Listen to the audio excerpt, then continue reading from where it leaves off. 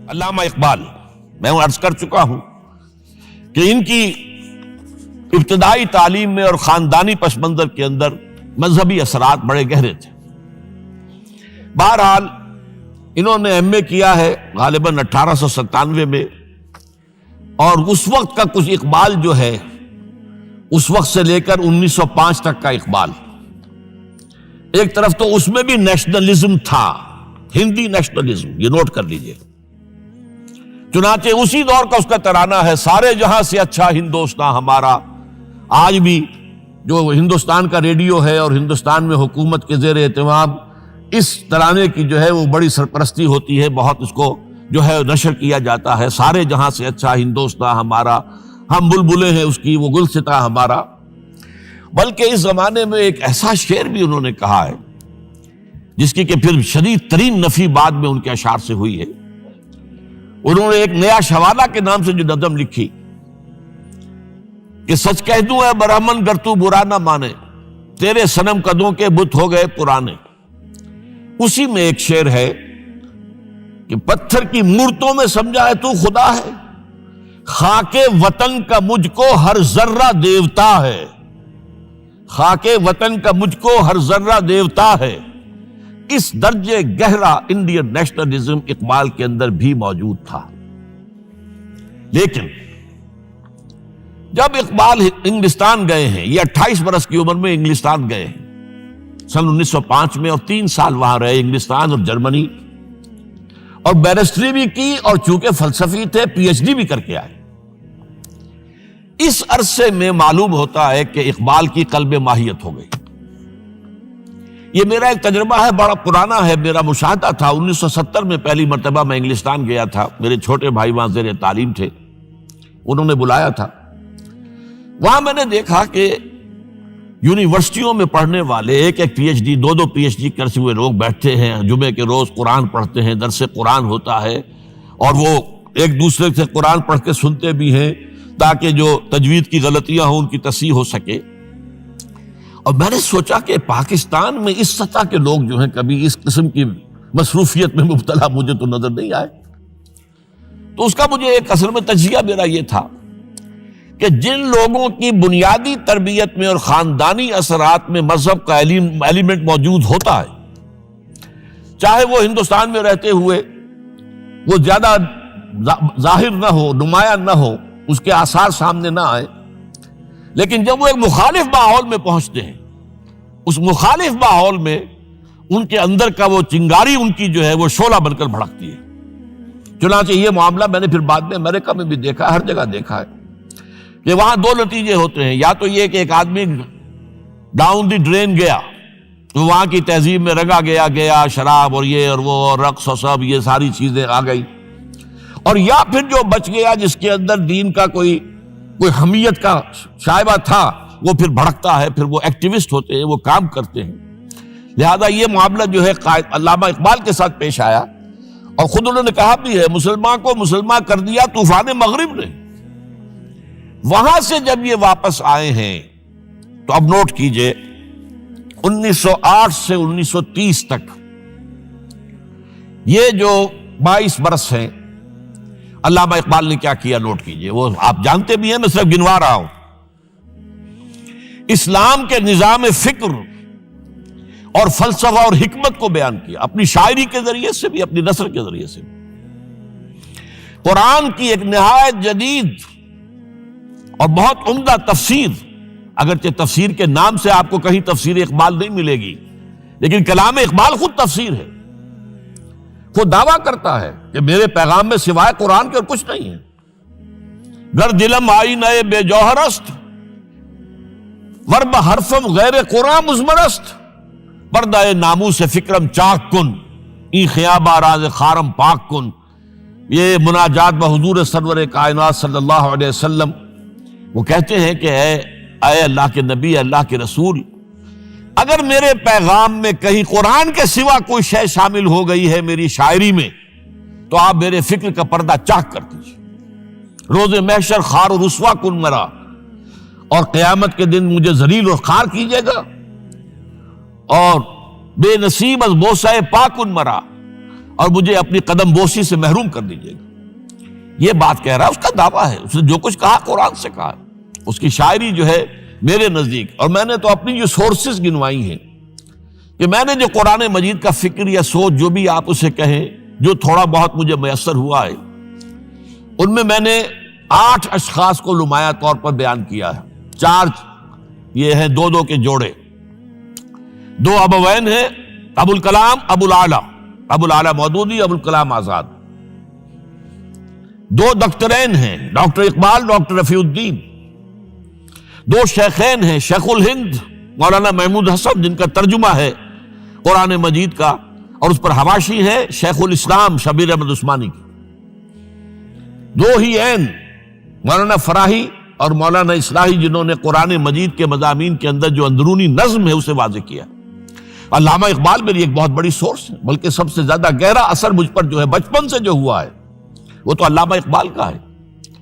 5ویں جماعت کا طالب علم تھا جب ان کا یہ شعر میرے ذہن میں کہیں چپک کر رہ گیا ہے، جواب شکوہ کا: وہ زمانے میں معزز تھے مسلمان ہو کر، اور تم خار ہوئے تارک قرآن ہو کر.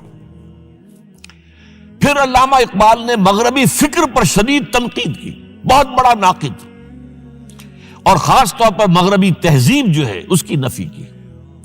یہ سارا کام کیا، اور اس سب سے بڑھ کر وہ تجدید ملت اسلامی کا علمبردار بن کر سامنے آیا. اس نے خوشخبری دی کہ دنیا میں اسلام کے غلبے کا دور آنے والا ہے. ملت اسلامیہ جو اس وقت دبی ہوئی ہے، پسی ہوئی ہے، پوری دنیا میں پامال ہے. آپ کو معلوم ہے کہ پہلی جنگ عظیم کے بعد کیا صورت ہو گئی تھی. سلطنت عثمانیہ کے جب دھجیاں بکھیر دی گئیں، اور کولونیل امپیریلزم جو ہے پورے عالم اسلام پر حکمران تھا، پورا عالم اسلام جو ہے محکوم. اگرچہ یہ دبے ہوئے ہیں، پسے ہوئے ہیں، گرے ہوئے، لیکن ان کا دوبارہ غلبہ ہوگا، یہ ابھریں گے. ملت اسلامیہ کی تجدید ہوگی، اسلام کی نشأت ثانیہ ہوگی. اسلام کے روشن مستقبل کے مبشر بن کر علامہ اقبال سامنے آئے. اور ایک اور جو بہت بڑا کام کیا وہ وہی وطنی قومیت کی شدید نفی، بلکہ شدید کا لفظ بھی کافی نہیں ہے، شدید ترین نفی کی ہے. اس لیے کہ اس وقت وطنی قومیت جو ہے اس وقت مسلمانوں کو اپنے اندر انگلف کرنے کے لیے پوری قوت کے ساتھ زور لگا رہی تھی.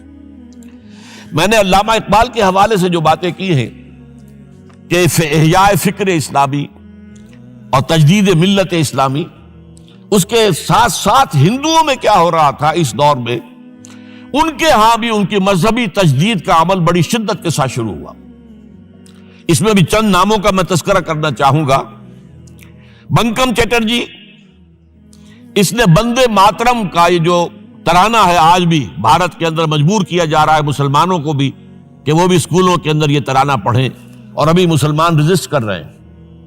اس میں وہ زمین کی بندگی، بھارت ماتا ہم تیرے بندے ہیں، اور یہ جو ہے ہندو رینائسنس کا ایک بہت بڑا جو ہے یوں سمجھیے کہ علم بردار. پھر دوسری شخصیت سامنے آئی، راجہ رام موہن.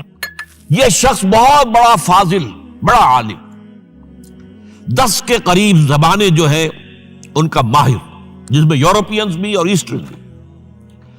پھر یہ کہ یہ مسلمانوں کا ہمدرد بن کر آیا. انگریز نے جب یہاں پر ان کے پادریوں نے تثلیث کی تلقین شروع کی ہے تو آئینہ توحید کے نام سے اس نے کتابچہ لکھا اس کی نفی کے لیے.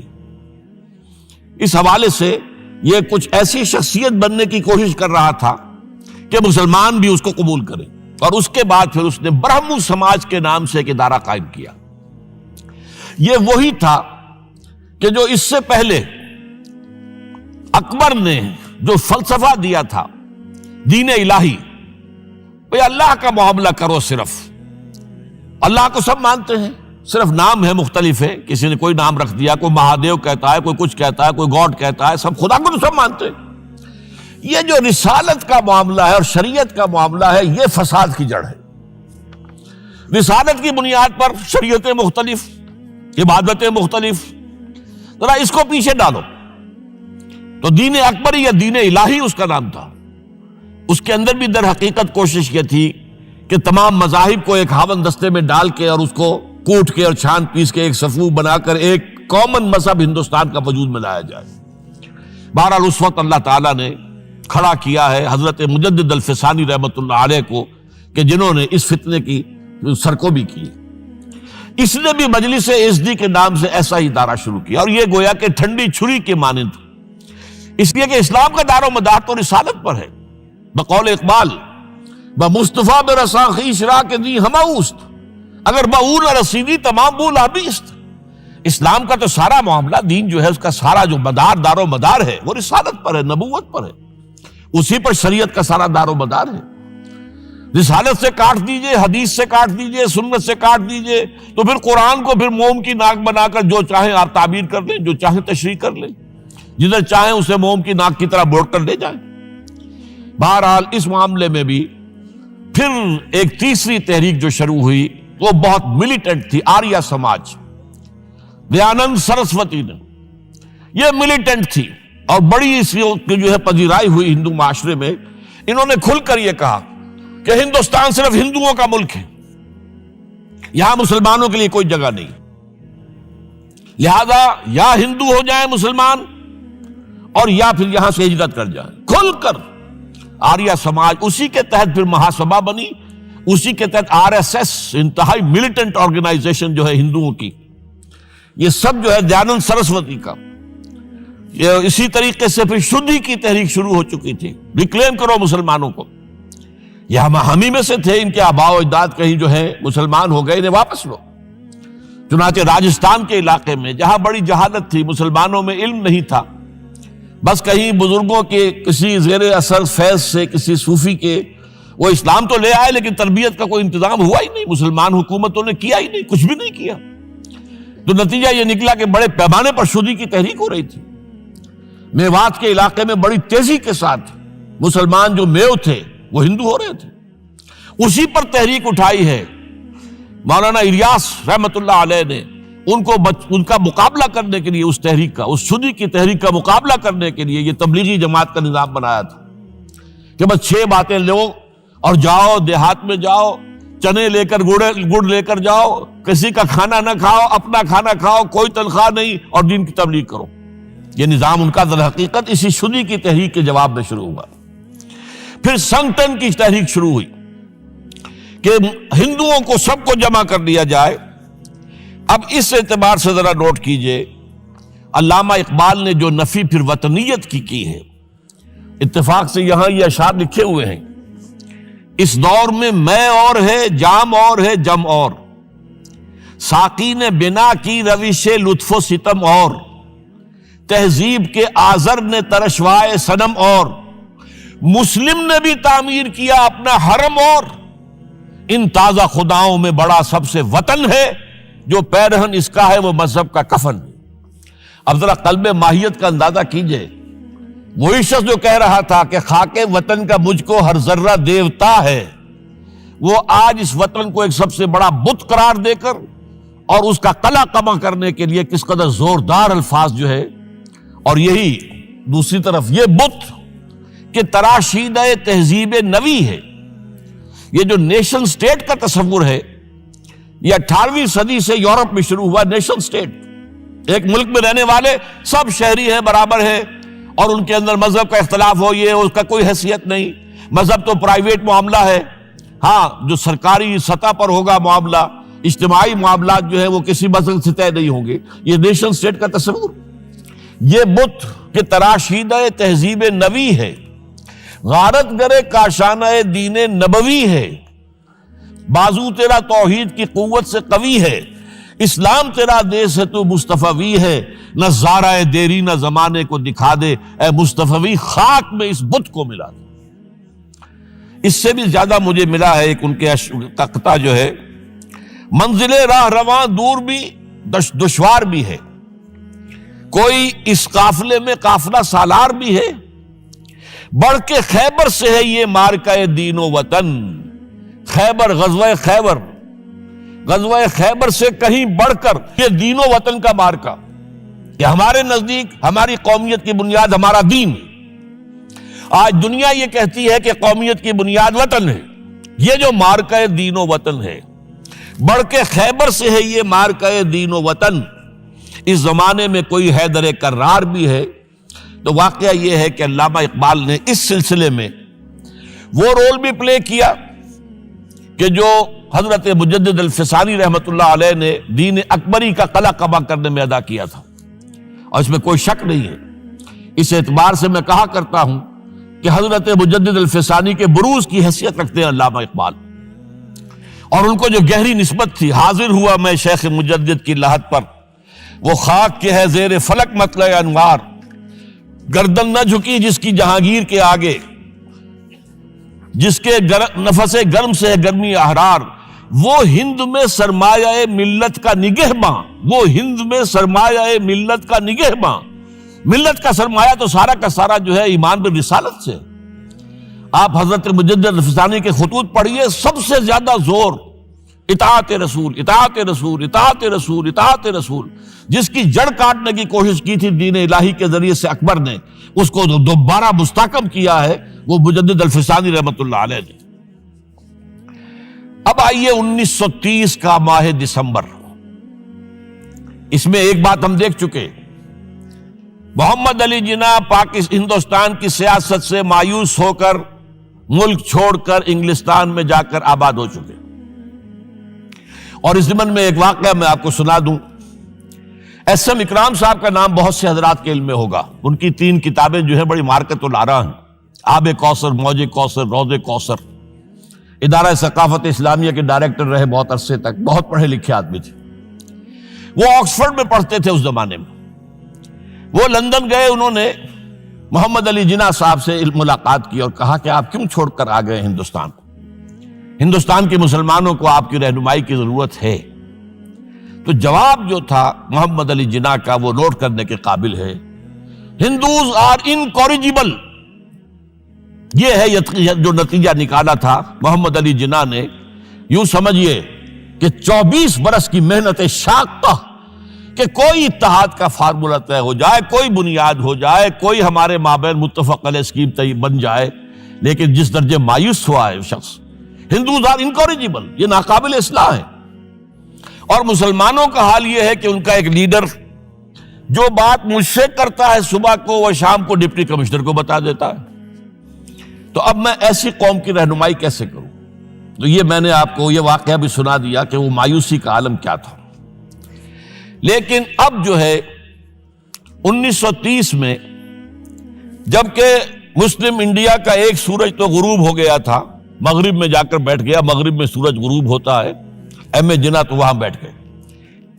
ایک سورج اب طلوع ہوا ہے مسلم لیگ کے پلیٹ فارم پر، یہ ہے علامہ اقبال۔ 1930 کا جو ان کا خطبہ ہے الہ آباد کا، وہ بہت اہم، بہت اہم، بہت اہم۔ ایک تو یہ کہ انہوں نے اپنی شاعری کے ذریعے سے وطنیت کی جو نفی کی تھی اور مسلم قومیت کا جو اس بات کیا تھا، اسے ایک فلسفیانہ انداز میں سوشیولوجی، عمرانیات کے مسلمہ اصولوں کی روشنی میں جس طریقے سے مدلل بیان کیا ہے، اس اعتبار سے وہ ایک بہت قیمتی دستاویز ہے۔ لیکن اس کے ساتھ ہی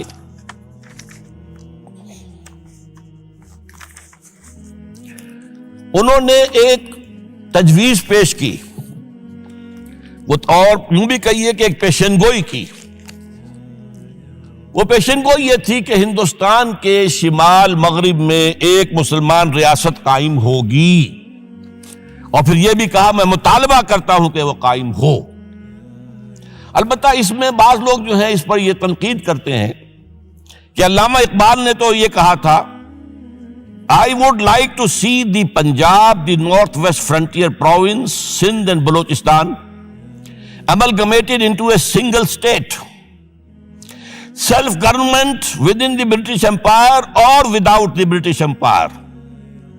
The formation of a consolidated Northwest Indian Muslim state appears to me to be the final destiny of the Muslims, at least of Northwest India.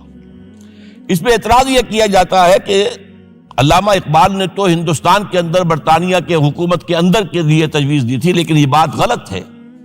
اصل میں نوٹ یہ کیجئے کہ 1930 تک تو اس کا کوئی امکان ہی نظر نہیں آتا تھا کہ انگریز ہندوستان چھوڑ کے چلا جائے گا۔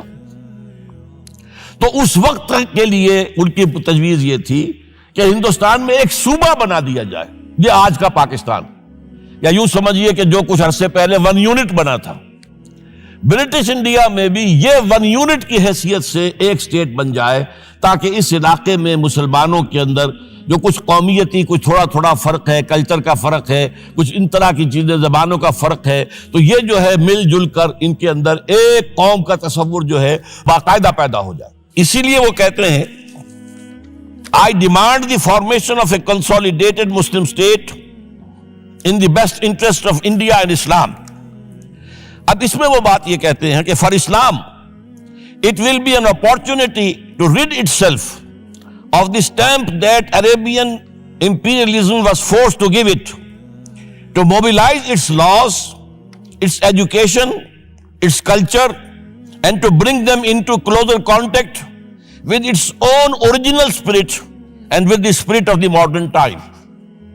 وہ کہتے ہیں کہ اگر ایسا ہو گیا، ایک تو یہ کہ ڈیسٹنی ہے، ہوگا، رہے گا، شمال مغربی ہند کے اندر ایک مسلمان ریاست قائم ہو کر رہے گی۔ اب یہ پروفیسی بھی تھی، پیشن گوئی، اور یہ بھی کہ میں مطالبہ کرتا ہوں، ایک تجویز بھی تھی، لیکن اس کا جو اصل عنصر ہے، جو میرے نزدیک جو انقلابی حصہ ہے، جہاں تک ہندوستان کی جو تقسیم کا معاملہ ہے، یہ اور بھی بہت سے لوگوں کی طرف سے یہ باتیں آتی رہی تھی۔ میرے پاس یہاں پہ 14 نام لکھے ہوئے ہیں جنہوں نے ہندوستان کی تقسیم کا تذکرہ کیا، لیکن جس انداز میں، جس پلیٹ فارم پر آل انڈیا مسلم لیگ کا جو اینول سیشن ہے اور اس میں صدر کی حیثیت سے خطبہ دے رہا ایک شخص، تو یہ حیثیت جو ہے یہ بہت نمایاں، اور اس میں جس انداز میں بات کہی گئی ہے اس میں جو ایک پازیٹیو عنصر ہے۔ اگر ایسا ہو گیا، ایک نارتھ ویسٹ آف انڈیا میں مسلمان ریاست قائم ہو گئی، تو ہمیں ایک موقع مل جائے گا کہ عرب امپیریلزم، اب نوٹ کیجئے، عرب امپیریلزم سے مراد کیا ہے؟ عربوں کا دور ملوکیت۔ اس سے پہلا کیا تھا؟ خلافت راشدہ، اصل اسلام۔ دور بنو امیہ تو اصل اسلام نہیں تھا، حکومتی سطح پر تو بالکل اسلام نہیں تھا۔ وہی دور ہے جس میں کہ سانحہ کربلا ہوا ہے، واقعہ ہرہ ہوا ہے، ظلم کی انتہا ہوئی ہے، سینکڑوں تابعین کو حجاج ابن یوسف نے شہید کیا ہے۔ اس کو حدیث کے اندر بھی کہا گیا ہے ملکن اعظم، کاٹ کھانے والی ملوکیت۔ اس کے بعد جو ہے دور آیا ہے بنو عباس کا، وہ محل بنے ہیں شاندار، جو ہے جو بھی بادشاہوں کے ہاں ہوتا تھا وہ سارا کا سارا معاملہ آیا ہے۔ تو اب دنیا اسلام کو ان کے آئینے میں دیکھتی ہے، وہ سمجھتی ہے یہ اسلام ہے، لہذا اس میں تو کوئی شے ایسی نہیں ہے جو اٹریکٹ کر سکے، جو کسی قوم کو اسلام کی طرف جو ہے وہ کھینچ سکے۔ تو یہ جو امپریشن ہے، جو کہ اس دور ملوک کی عرب امپیریلزم کا لفظ استعمال کیا ہے، اسلام کے چہرے پر جو بدنما داغ اور دھبے آ گئے ہیں، انہیں ہٹا کر وہ جو اس کی اوریجنل پیورٹی ہے، اور ظاہر بات ہے کہ دور ملوکیت سے پہلے خلافت راشدہ، تو گویا کہ اس میں اگرچہ نام خلافت راشدہ کا نہیں لیا گیا ہے، لیکن یہ ہے کہ بات مراد وہی ہے، لیکن اور اس میں بھی جو بڑی حکیمانہ بات ہے کہ ہم اس کو bring them into closer contact with its old original spirit، جو اصل اسلام کی اصل روح ہے، and with the spirit of the modern times، اس زمانے کے جو تقاضے ہیں ان کے مطابق اجتہاد کے دروازے کو کھول کر، اور ہم ایک ایسا نظام جو ہے وہ یہاں پر قائم کریں۔ یہ ہے وہ چیز کہ جس نے تحریک مسلم لیگ کے اندر ایک مثبت جذبہ، یہ نوٹ کر لیجئے میرے الفاظ، 1906 سے لے کر 1930 تک تحریک مسلم لیگ صرف ایک منفی موٹیو پر چل رہی تھی، منفی، نیگیٹو، خوف، ہندو کا خوف، ہندو دبا لے گا، ہندو ایکسپلائٹ کرے گا، ہندو معاشی طور پر بھی، تہذیبی طور پر بھی، ثقافتی طور پر بھی، مذہبی طور پر بھی شدی کی تحریک چل رہی ہے، ہمیں راستہ دکھایا جا رہا ہے، ہندوستان چھوڑ دو اور بھاگ جاؤ، چلے جاؤ۔ یہ سارا خوف کا عنصر تھا، اور اس میں تحفظات تلاش کرنے، کوئی ایسی یقین دہانیاں کہ وہ مسلمانوں کے حالات بہتر ہو جائیں، اس کے علاوہ کوئی اور موٹیو نہیں تھا، یہ منفی موٹیو تھا۔ اور اس کی وجہ ساتھ ہی یہ ہے کہ مسلم لیگ اس وقت تک کوئی عوامی جماعت تھی ہی نہیں، بلکہ کچھ خواص، جو اونچے لوگ، نوابوں اور نوابزادوں اور ان ایسے لوگوں کی جو ہے یہ ایک جماعت تھی۔ لیکن 37 میں جو یہ انجیکشن لگا ہے یہ پازیٹیو ہے۔ اس کی مثال میں دیا کرتا ہوں کہ کوئی مریض پڑا ہوا اپنے بیڈ پر اور گلوکوز کی بوتل لگی ہوئی ہے اور ایک ٹیوب چل رہی ہے، تو اس کے اندر ہی کوئی اب انجیکشن لگانا ہے تو اس ٹیوب میں لگا دیتے ہیں، ایسا نہ ہو کہ کوئی اور پرک دینی پڑے مریض کو اور اسے تکلیف ہو۔ تو گویا کہ مسلم لیگ کا جو بھی وہ ایک نظام تھا اس میں ایک انجیکشن لگایا ہے علامہ اقبال نے 1930 کے خطبے میں۔ اگلی بات، اس کے بعد یہی انجیکشن علامہ اقبال نے لندن میں مسٹر محمد علی جناح کے ذہن و فکر میں لگایا ہے۔ اس کا واقعہ کیا ہے؟ 3 گول میز کانفرنسیں ہوئی تھی، پہلی اور دوسری میں محمد علی جناح بھی شریک تھے، تیسری 1932 میں ہوئی، اب وہ شریک نہیں ہوئے، اس لیے کہ وہ سیاست چھوڑ چکے تھے، وہ تو سیاست کو خیر بات کہہ کر اب پریکٹس کر رہے تھے، لیکن علامہ اقبال اس میں گئے تھے، وہاں موقع ملا، قریبی ملاقاتیں ہوئیں، گفتگویں ہوئیں، اور ان ملاقاتوں کے نتیجے میں یہی انجیکشن علامہ اقبال نے محمد علی جناح کے ذہن اور فکر کے اندر لگایا ہے کہ بات کرو اسلام کے احیاء کی، وہ چیز کہ جو مسلمانوں کے جذبات کے اندر گرمی پیدا کرے، حرارت پیدا کرے۔ اس حوالے سے یہ جو انجیکشن لگایا گیا ہے، اسی سے پھر یہ کہ ان کے مزاج کے اندر ایک تبدیلی آئی۔ کچھ اور لوگوں نے بھی انہیں کہا ہوا تھا، لیکن یہ کہ خاص طور پر یہ بات اقبال کی تھی جس کی اپنی ایک حیثیت تھی۔ بہرحال 1934 میں ایم اے جناح واپس آ گئے، پھر انہیں مسلم لیگ کا تا حیات صدر بنا دیا گیا، پھر انہوں نے مسلم لیگ کو سنبھالا ذرا، لیکن 1936 کے الیکشن جو آئے یہاں پر، اس میں کانگریس پوری اوور ویلمنگ میجورٹی سے جیت گئی۔ ابھی محمد علی جناح کو موقع ملا ہی نہیں تھا کہ ابھی مسلم لیگ کو سنبھال سکتے، اور ان جو وزارتیں بنی تھیں اس دور میں کانگریس کی، انہوں نے جو سلوک مسلمانوں کے ساتھ کیا، جو مظالم ڈھائے، جو انہیں دبایا اور ان کے حقوق کو پامال کیا، اس سے وہ نیگیٹو جو ایک موٹیو تھا وہ بھی اور قوی ہو گیا۔ اور اس کے بعد پھر محمد علی جناح نے 1937 سے لے کر 1947 تک، ایک لفظ میں استعمال کر رہا ہوں، آپ گھبرا نہ جائیں، 1937 سے 1947 تک اسلام کی قوالی گائی، پورے 10 برس اسلام اسلام اسلام اسلام، ہمیں اسلام چاہیے، اسلامی تہذیب ہم چاہتے ہیں، اسلامی قانون ہم چاہتے ہیں، ہمارے قوانین اور ہیں، ہمارا مذہب نہیں ہے، وہ دین ہے، وہ زندگی کے تمام معاملات پر۔ یہ جو ہے میں قوالی اس لیے کہہ رہا ہوں کہ قوالی میں تکرار ہوتی ہے، جس تکرار کے ساتھ یہ اب اس موقع پر آ کر محمد علی جناح قائد اعظم بن گئے۔ مسلمانوں کے دلوں کی بات، اقبال نے جو ولولہ پیدا کر دیا تھا، ایک ولولہ تازہ دیا میں نے دلوں کو، لاہور سے تا خاک بخارا اور سمرقند، وہ جو ولولہ تھا، جو غلغلہ تھا، اب محمد علی جناح کی زبان سے جب وہ بات آئی ہے تو یہ مسلمانوں کے دل کی آواز تھی، ان کی روح کی پکار تھی۔ لہذا اب مسلم لیگ ایک عوامی جماعت بنی اور محمد علی جناح اب قائد اعظم قرار پائے۔ اب اس معاملے میں چاہتا ہوں ذرا، کیونکہ یہ بات نئی سی ہوگی، میرے اس تجزیے کے روح سے نظریہ پاکستان اسلام اور اسلام کا احیاء خلافت راشدہ کے مفہوم میں، اور اس کا خالق اقبال ہے، اس میں کوئی شک نہیں، قائد اعظم تک بھی یہ بات پہنچانے والا اقبال ہے، اور پھر اسی پر قائد اعظم نے عمل کیا ہے۔ تو اس چیز کو بہت سے لوگ جو ہیں آسانی کے ساتھ تسلیم نہیں کریں گے، لیکن میں یہ چاہتا ہوں کہ خود قائد اعظم نے علامہ اقبال کے بارے میں جو کچھ کہا ہے اس کی 2 کوٹیشنز آپ کے سامنے رکھ دوں۔ کلکتہ 21 اپریل 1938 کو علامہ اقبال کا انتقال ہوا۔ اس وقت کلکتہ میں ایک بہت بڑا جلسہ ہو رہا تھا فلسطین کے مسئلے پر غور کرنے کے لیے، قائد اعظم اس کے چیف مقرر تھے۔ اب یہ خبر پڑھیے، A mammoth public meeting of the Muslims of Calcutta was held on the football ground on 21st April to consider the Palestine problem. But it was converted into a condolence meeting to mourn the death of Allama Iqbal. Mr. M. A. Jinnah said that the sorrowful news of the death of Dr. Sir Muhammad Iqbal had plunged the world of Islam in gloom and mourning. Sir Muhammad Iqbal was undoubtedly one of the greatest poets, philosophers and seers of humanity of all times. Note kijiye, one of the greatest poets, philosophers and seers, जिनको के मुस्तकबिल को देखने की सलाहियत होती है, जिनकी निगाह गाह मेरी निगाह तेज चीर गई दिले वजूद, जिसके बिना पर आबे रवाने कबीर तेरे किनारे कोई देख रहा है किसी और जमाने के ख्वाब। ये अल्लामा इकबाल ने जो कुछ देखा था इस्लाम के मुस्तकबिल के बारे में। He took a prominent part in the politics of country and in the intellectual and cultural reconstruction of the Islamic world. His contribution to the literature and thought of the world will live forever. अब आखिरी जुमला सुनिए गौर से।